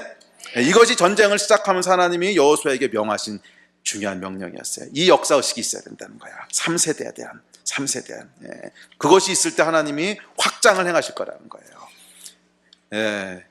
저희 세대 가운데 하나님께서 이곳에 있는 수많은 사람들에게 많은 확장의 이야기들을 하나님 행하실 것입니다. 그렇다면 이것은 우리 세대만을 위한 것이 아니라 우리의 뒤따라오는 다음 세대에게 물려줘야 될 책임이 있는 거라는 거예요. 믿음의 유업으로 물려줘야 될 책임이 있다는 거예요. 아멘. 그렇다면 여러분, 저와 여러분은 어떤 돌을 쌓고 있습니까? 요단을 걸어서 건넌 징표로 이스라엘 백성이 돌을 쌓았듯이 우리도 쌓아야 될 돌이 있어야 되지 않겠어요? 쌓아야 될 돌. 우린 자녀들에게 물려주고 이야기해 줄 돌이 있습니까? 자녀들이 물어보는 거야. 아빠, 이 돌의 의미는 뭐야? 그러면 그 돌은 말이야, 우리가 하나님이 이렇게 저렇게. 이 돌이 있습니까? 이 돌을 쌓고 싶은 여러분 열정은 있으십니까? 만약 이 돌이 하나도 없다면 자녀들이 우리에게 물어볼 게 하나도 없는 거야. 우리 아버지, 우리 어머니와 함께 하시고 역사하신 하나님에 대한 물어볼 게 아무것도 없어. 이렇게 되면 안 되는 거잖아. 저 여러분은 어떤 돌을 쌓고 계십니까? 어떤 돌을 쌓기 원하십니까? 자녀들이 물어봤을 때 이야기해 줄 돌이 있어야 될 거 아니야. 저 돌은 뭐예요? 이 돌은 말이야, 하나님께서 이렇게 역사하셨고 저렇게 역사하셨던 거야. 이 믿음의 증거들, 이 돌을 쌓고 계십니까? 이 돌에 새겨질 이야기들을 만들고 계세요? 이야기가 있어 돌을 쌓는 거지. 아무런 하나님과 동행한 이야기가 없는데 그냥 돌만 덩그러니 쌓아 놓는 게 아니잖아. 돌 하나 쌓을 때마다 거기에 이 새기는 이야기들이 있는 거잖아. 이 돌은 말이야, 하나님께서 요단을 건너시게 하실 때 생긴 돌이란다. 이 돌은 말이야, 우리 교회를 건축할 때 생긴 돌이에요. 여러분, 우리 교회 건축에 대한 이야기들 있잖아. 하나님께서 얼마나 많은 역사들을 행하시고 얼마나 많은 기적들을 일으키시고, 이게 여러분 돌 쌓는 거예요. 이 돌들을 여러분 만들고 계세요. 구체적으로 여러분은 여러분 자녀들에게 어떤 돌을 물려주고 계십니까? 어떤 돌을 물려주기를 원하십니까? 그 물려줄 돌의 이야기, 하나님과 함께한 이야기, 그래서 하나님이 행하신 이야기. 이거 말이야, 엄마 아빠가 요단강을 걸어서 건넜거든. 그러면서 쌓았던 돌이거든. 이 돌을 여러분 쌓고 계시냐고. 이 돌들이요, 우리 아이들에게 믿음의 기초가 되는 거예요. 여러분이 싸워왔던 믿음의 싸움들, 그리고 그 믿음의 싸움에서 승리할 때마다 하나씩 쌓았던 믿음의 돌들, 그 돌들에 새겨놓은 이야기들, 이게요, 우리 다음 세대에게 믿음의 초석이 되는 거야. 이 아이들이 물어보는 거예요. 엄마 아빠, 이 돌은 뭐예요? 그 돌은 말이야, 우리에게 하나님이 이렇게 역사하셨고 우리가 요단강을 걸어서 건넜어. 그때 이 언약궤가 그 안으로 들어서는 순간 요단강이 둘로 갈라졌고 우리가 거기 걸어서 건넜어. 여리고가 무너졌고 그 땅을 우리가 정복했어. 이것이 새겨진 돌들, 하나 쌓이고 둘 쌓이고, 아이들이 이거를 볼 때 그게 아이들의 믿음의 초석이 되는 거야, 다음 세대 때. 아멘. 그런데 여러분, 이 돌들은 말이에요, 12지파에서 하나씩 가져왔어. 무슨 말이냐면 모든 사람이 다 같이 참여했다는 거야. 12이라고 하는 거 완전수거든. 모든 지파가 다 참여했다는 거거든. 이 돌들은 말이에요, 여러분, 한두 명의 믿음의 영웅에 의해서 쓰여지는 게 아니라는 거야. 여러분, 각 사람이 들고 나와야 될 돌이 있다는 거예요. 뭐 큰 돌 아니라도 괜찮아. 작은 돌 하나라도 여러분 삶 가운데 들고 나올 수 있는 돌이 있어야 되는 거예요. 뭐 많은 사람들에게 자랑하고 물려줄 건 아닐지 몰라도 여러분이 직접 낳은 자녀들에게는 물려줄 수 있는 돌이, 크고 작은 돌들이 있어야 되는 거야. 있어요? 요한이 지금 만들고 있어? 그거 만들어야 된다고. 노아가 어리다고 지금 무시하고 있으면 안 돼. 이걸 만들어 가야 되는 거야. 돌 하나, 둘, 크고 작은 돌들을 계속 쌓아가야 되는 거예요. 모든 사람이 다. 우리 목사님이 뭐 간증 많으시니까 그거 가지고 만들어 가시고, 이 다음에 우리 자녀들한테 목사님 간증집 나중에 돌아가시기 전에 하나 나오면 그거 주지. 이렇게 해서는 안 돼. 그거는 걔네들한테 별 도움이 안 돼요. 여러분이 쌓아온 돌들이 있냐는 거야. 뭐 큰 돌 아니라도 괜찮아. 작은 조막돌 하나라도 여러분이 삶 가운데 승리했던 그 돌들이 있냐는 거야. 내가 하나님과 동행하면서 얻어낸 그 돌이 있냐는 거야. 내가 하나님과 동행하면서 얻어낸 승리들, 그래서 우리 아이들에게 전해주고 싶은 이야기들, 간증이 있냐는 거예요. 이 돌을 쌓아야 된다는 거야. 아멘. 이 돌을 모든 사람들이 와서 쌓아야 된다는 거야. 그래서 여러분, 저는 우리 교회가 말이에요, 다음 주에 우리 정말 돌멩이 하나씩 들고 나와서 좀 쌓아볼까 싶은데, 우리 교회가 큰 돌 하나가 있는 교회가 아니고 모든 사람들이 자기가 쌓아왔던 선한 돌들 하나씩, 12지파에서 하나씩 들고 나왔다 그러잖아. 그 돌들 가운데 나에게 역사하신 하나님의 이야기들을 새기는 거야. 우리가 헌신했던 얘기들, 또 우리가 믿음으로 승리했던 얘기들, 우리 하나님께서 우리에게 은혜를 베푸셨던 얘기들 다 기록해가지고서 그 돌들을 쌓아놓고 이것이 여러분 믿음의 유업 아니겠어요? 저는 말이에요, 여러분, 교회가 이 믿음의 유업이 쌓여있는 장소가 되어야 된다고 믿습니다. 그래서 교회 곳곳마다 믿음의 흔적들이 남아있어야 돼요. 교회 곳곳마다 믿음의 흔적들이 남아있어야 돼요. 그래서 우리 아이들이 오랜 세월이 지나고 난 다음에 이 아이들이 주역이 돼서 싸울 때, 여기는 말이야 그때 이런 일이 일어났던 것이고, 저기는 말이야 그때 이런 일이 일어났던 것이고, 여기 있는 이 돌멩이는 말이야 이때 이것을 기념하기 위한 이게 여러분 교회의 본질 아니겠어요? 믿음의 유업들이 전달되는 것. 아멘. 그래서 여러분, 우리의 돌들을 가지고 나와야 돼. 나와 동행했던 하나님의 이야기들을 들고 나와야 돼. 이것이 우리 아이들에게 축복이 되는 거예요. 아멘. 네, 여러분 들고 나온 돌멩이들이 있으세요? 숨차다. 이제 체력을 내서 좀 기도해 주세요. 제가요 진짜 체력이 이제 바닥이 난 것 같아. 여러분은 알랑가 모르시는데 제가 저번 학기부터 그 제 전략을 다르게 짰거든요. 하도 일정이 많아가지고서 이 교회를 비우면 안 되겠다. 그래서 이제 모든 일정을 금토일로 몰아넣고 교회 일을 월화수목은 계속 외부 일정을 꼈거든요. 그랬더니 이게 주일 예배 끝나고 주일 밤이나 월요일 아침에 어디 가서 사역하고 뭐 중국 갔다 오고 일본 갔다 오고 호주 갔다 오고 이제 금요일 아침에 돌아와가지고 금요일 저녁 설교하고 토요일 아침 설교해야 되니까 또 준비해야 되잖아요. 금요일 저녁에 못 자고 준비하고 근데 토요일 날은 또 주일 설교해야 되니까 밤새야 되잖아요. 왜냐면 주중에 사역하느라고 준비할 시간이 없었으니까. 그래서 밤새고 일요일 날 설교하고 일요일 저녁 때 뻗어야 되는데 그때 비행기 타고 또 어디 나가고 이거를 지금 몇 개월을 했더니요. 지금 이제 체력이 거의 한계인 것 같은데 지금 4월달, 5월달을 계속 그러고 또 다녀야 돼요. 그래서 기도해 주셔야 돼요. 기도. 돌멩이 쌓는 게 돌멩이가 깔려 죽겠어. 잘못하면. 기도해 주셔야 돼요. 기도. 왜 이게 왜 나왔지? 그래 숨차다 그래서 나왔구나. 하여간 그래서 여러분 이 중요한 게 뭐냐? 믿음의 돌들을 여러분 계속 가지고 나오고 계시냐고. 이 돌들을 물려주고 싶지 않으십니까?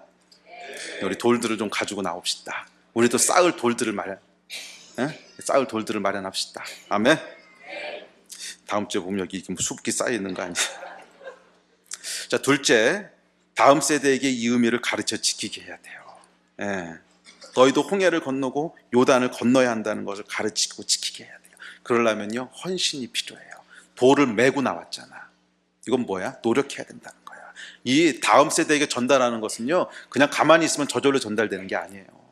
돌을 메고 나와서 쌓고 아이들이 물어보면 설명하고 이 헌신이 있어야 전달되는 거야. 그래서 우리가 이 주일학교 한다고 이렇게 막 되도 않는 거 막 헌신하고 있고 우리가 다니엘 아카데미 적자 나면서도 막 이렇게 헌신하고 있고 이런 거잖아요. 가르쳐 지키게 하는 것은 헌신이 있어야 돼요. 다음 세대를 여러분 키우는 것을 좀 헌신하고 싶지 않으세요? 사실은 이 안에 모든 게 다 들어있는데 우리 세대가 싸우는 이야기들이 있어야 다음 세대를 키울 수 있지요. 다음 세대만 바라본다고 다음 세대가 크는 건 아니에요. 그러나 동시에 우리 세대가 싸운 것들이 전달될 수 있도록 하는 그 헌신도 함께 있어야 돼요. 더 많은 분들이 헌신하기를 도전합니다. 마지막 세 번째,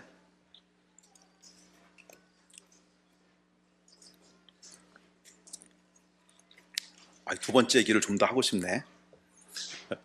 그래서 제가 저번 학기에는 기도하면서 어떤 마음을 먹었었냐면 실천에 아직 못 옮겼는데 주일학교 교사들이 계속 모자르다는 거야. 계속. 그래서 전에 하시던 분들은 어떻게 됐습니까? 그랬더니 힘들어서 안 하시겠대.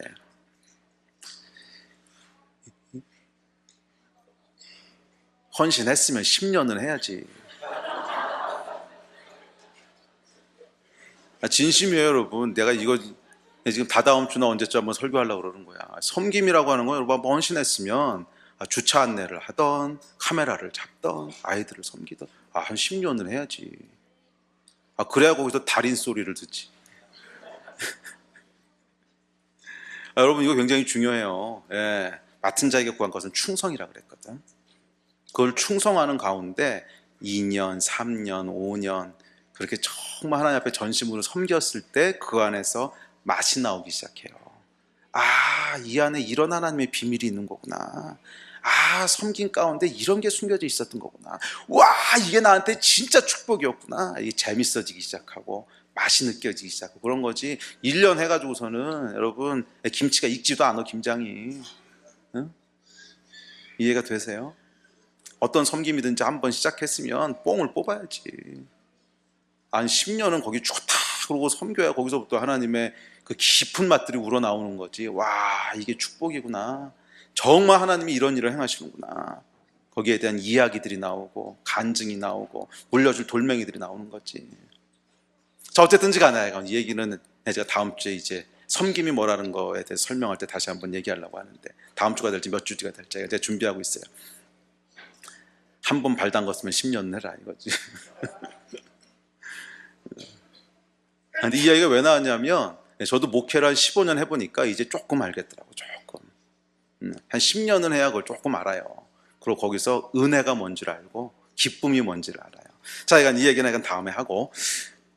근데 뭔 얘기가 되긴 하죠. 그래서 제가 저희 교회 뭐 교사가 모자라다 그래서 오케이, 전 교인을 다 교사화 시켜야겠다. 그래서 전 교인을 몽땅 다 교사로 투입하자. 그래서 그거를 제가 지금 기획 구상 중입니다. 조만간 지금 실행하려고 생각 중인데, 어떻게 기대가 되세요?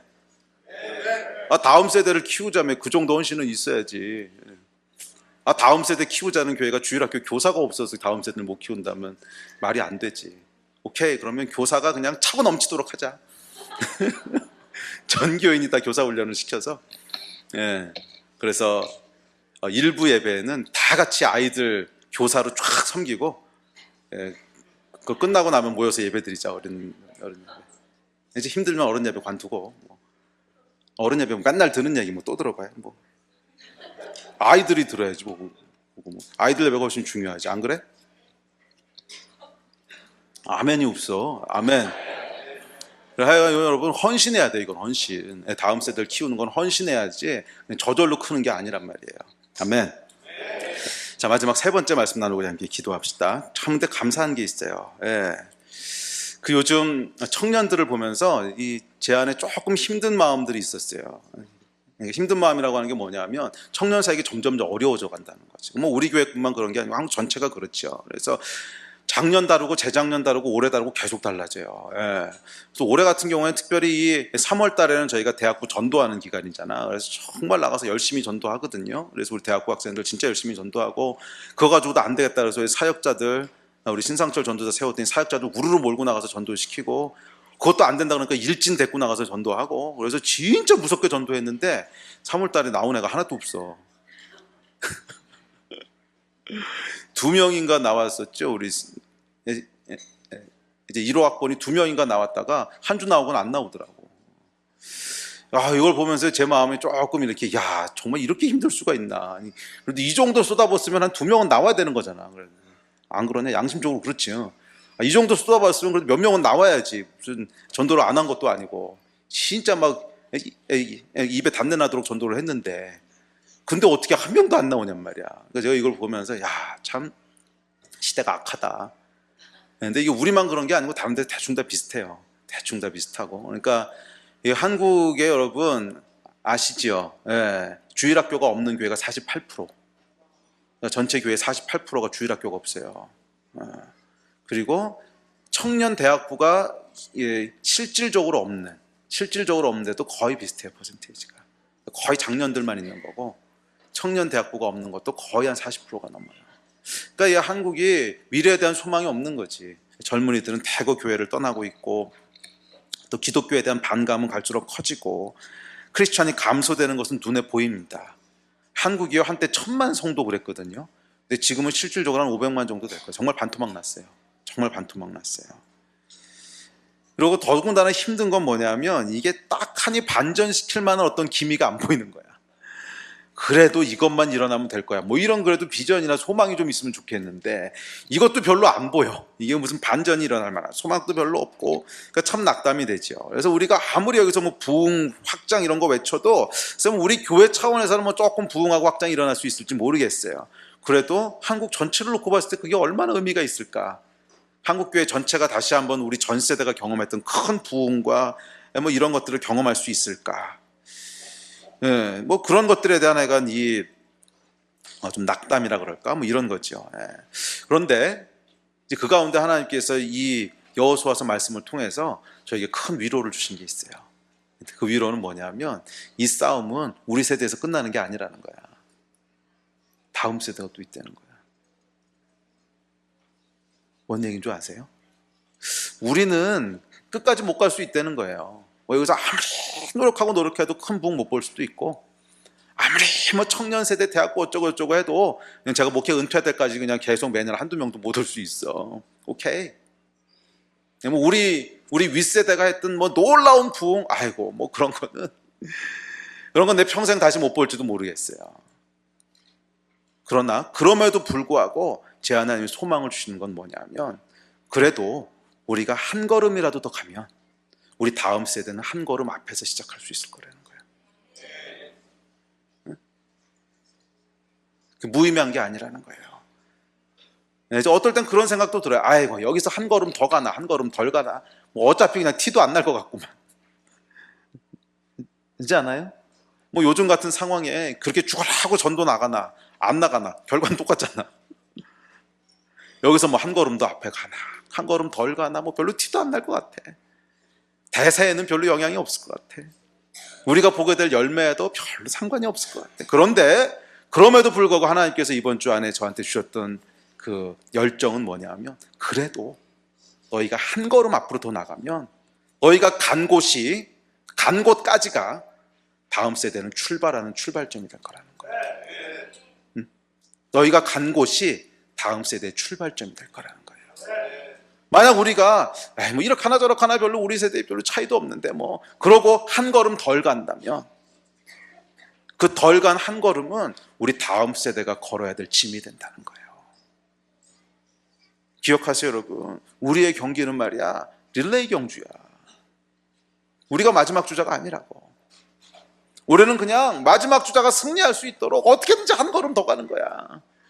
이거 여러분 미식축구 아세요? 우리 폴 목사님 미식축구 선수였잖아. 미식축구가 땅 따먹게 하는 거잖아 이게. 그래가지고 이게 이제 공 가지고 한 걸음이라도 앞으로 가려고 미친 듯이 달리고 부딪히고 이러잖아요. 그러다가 이 한 걸음 더 가려고 막 수십 명의 사람들이 막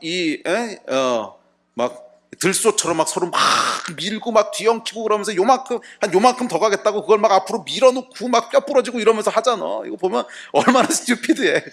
정말 그 게임 보고 있으면 요만큼 더 나가려고 막 대가리 들이밀고 막 이러고 밀어놓고 이런 거 보면 이거 요만큼 뒤에다 놓나 공을 요만큼 앞에다 놓나 그냥 그게 그건데, 야 저기다 저러고 밀어대는 거 넣는 거 보면 정말 참 대단하다 이러는데, 이 여러분 왜 그러는 줄 아세요? 한 발자국 10cm라도 더 앞으로 집어넣자. 그럼 거기가 출발점이 되는 거거든. 그 다음 공격은 거기서 시작하는 거거든. 우리 시대의 싸움이 마치 이런 거라는 거예요. 사실 우리 시대의 싸움 정말 터프하지. 정말 하다 보면 여기서 진짜 막 영적으로 미식축구 선수들이 막 대가리 들이밀고 뼈 부러지고 막 이러는 거 정말 비슷해요. 막 촤라하고 밀어도 이 마귀가 얼마나 지독한지 요만큼도 뒤로 안 밀리는 것 같고, 우리 막 뼈가 부러져라 하고 막 들이밀고 별의별 짓을 다 해도 한 발자국도 앞으로 못 나가는 것 같고, 거기서 우리는 막 요만큼 더 나가겠다고 막 공 가지고 들이밀고 있는데 그것도 안 뺏기겠다고 막 이러고 그냥 요만큼 더 뒤에다 놓지 뭐 이런 생각이 들다가도 정신이 번쩍 뜨게 하는 건 뭐냐 하면, 우리가 간 곳, 우리가 대가리를 들이밀고 약간 끝까지 간 곳, 거기가 다음 세대가 시작하는 시작점이라는 거야. 이해가 되세요? 그래서 제가요 이번 주에 주중에 다시 한번 하는데 서운했어요. 갈 때까지 가보자. 갈 때까지 가보자. 뭐 우리 세대의 대단한 영광 못 봐도 오케이. 뭐 DA 한다고 우리가 다니엘 아카데미 한다고 이렇게 미친 듯이 쏟아붓는데, 이거 정말 미련한 짓이에요. 이거 쏟아붓는다고 이게 무슨 대세에 무슨 영향을 미치겠어? 정말 이게 뭐냐 하면 그 미식축구 할 때 수십 명이 막 이렇게 들러붙어가지고서 한 5cm 더 가겠다고 막 대가리 들이밀고 막 이러고 있는 것 같은 느낌인 거야. 거기서 다니엘 아카데미 한다고 이렇게 미친 듯이 쏟아 넣어봐야 그거 요만큼 더 가는 것 같은데, 그걸 가겠다고 이렇게 미친 듯이, 이게 무슨 의미가 있을까? 의미가 있다는 거예요. 그래서 제가 하나님한테 서운한 게, 한 걸음이 되더라도 갈 때까지 가자. 한 걸음이 되더라도 갈 때까지 가자. 1m를 앞으로 10cm를 앞으로 가더라도 갈 때까지 가자. 왜? 우리가 그 걸음을 가지 않으면 이 걸음은 쟤네들이 가야 되는 거야. 우리가 이 싸움을 싸우지 않으면 이 싸움은 쟤네들이 싸워야 되는 거야. 우리가 한 발짝 먼저 멈추면 그 한 발자국은 쟤네들의 짐이 되는 거예요. 여러분 갈 때까지 가보지 않으시겠어요? 오늘 예배 때 우리 한번 헌신하고 싶지 않으세요? 예배팀 좀 나오십시오. 같이 좀 헌신하지 않으시겠어요? 갈 때까지 가보자. 아무도 안 따라오는 것 같아. 나만 가?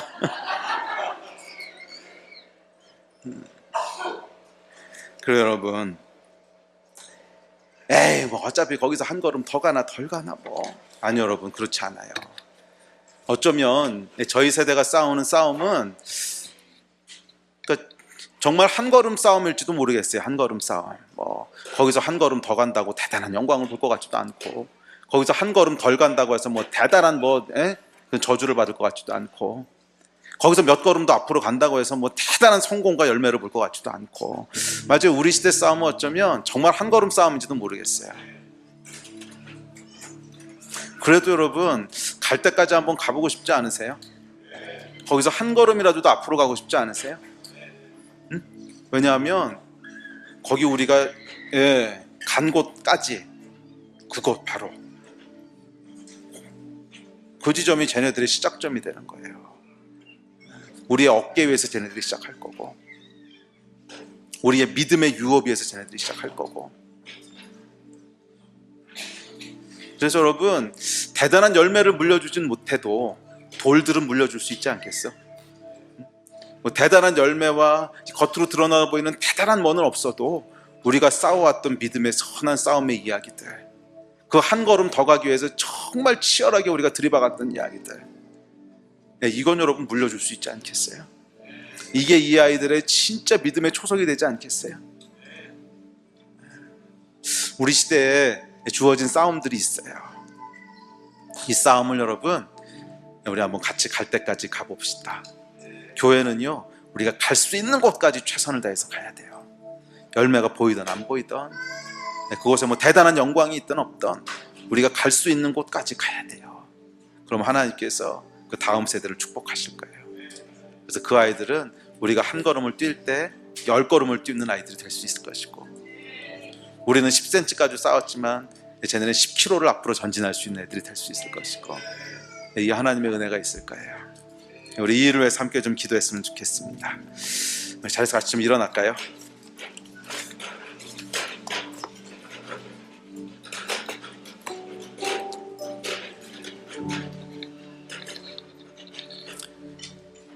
오늘 이 말씀을 준비하면서 하나님께서 두 가지 감동을 주셨어요. 3세대에 대한 감동인데, 하나는 우리 아비 세대에 대해서 감사하라는 거예요. 아비 세대에 대해서 감사하라는 거예요. 그들의 수치에 대해서 자꾸 얘기하지 말고, 그들의 실패에 대해서 자꾸 들추지 말고, 그분들에게 감사할 것들을, 그분들의 승리를, 그걸 감사하라는 거예요. 우리 특별히 우리 젊은이들, 아이들, 부모님에게 감사하세요. 믿음의 유업을 물려준 것에 대해서 감사하세요. 아멘. 또한 우리가 함께 헌신하며 기도하고 싶은 것은, 우리 다음 세대들을 축복하면서 한번 갈 수 있는 데까지 가보겠다고 헌신하고 싶지 않으세요? 그게 5cm를 가는 거든 10cm를 가는 거든, 하여간 갈 수 있는 데까지 가겠다고. 주님, 우리 시대에 뭐 대단한 열매가 안 보이고 대단한 영광이 안 보여도 하나님, 우리가 갈 때까지 가겠습니다. 우리 아이들이 거기서부터 출발할 수 있도록 저희가 갈 때까지 가겠습니다. 좀 우리 부모님들은 그거 위해서 좀 축복하며 기도하고 싶지 않으세요? 좀 헌신하고 싶지 않으세요? 아멘. 우리 이거 위해서 하나님 앞에 좀 반응하면서 기도합시다. 우리 같이 좀 기도할 때 우리 두 가지를 놓고 기도합시다. 이 하나님께서 우리에게 주신 역사의식들, 우리 윗세대와 우리 다음 세대에 대한 것들 좀 기억하시면서, 하나님, 지금 우리가 싸우는 이 선한 싸움이 믿음의 유업을 물려받은 싸움이 되게 하시고, 우리의 돌들을 계속 쌓아가는 싸움이 되게 하여 주십시오. 우리 하나님과 동행했던 수많은 스토리들이 우리 다음 세대에게 물려지게 하여 주십시오. 주님, 내가 주님 앞에 나올 때 매일매일이 돌을 들고 나올 수 있게 되기를 소원합니다. 이 마음 가지고 함께 좀 반응하면서 하나님 앞에 기도했으면 좋겠습니다. 기도하십시다.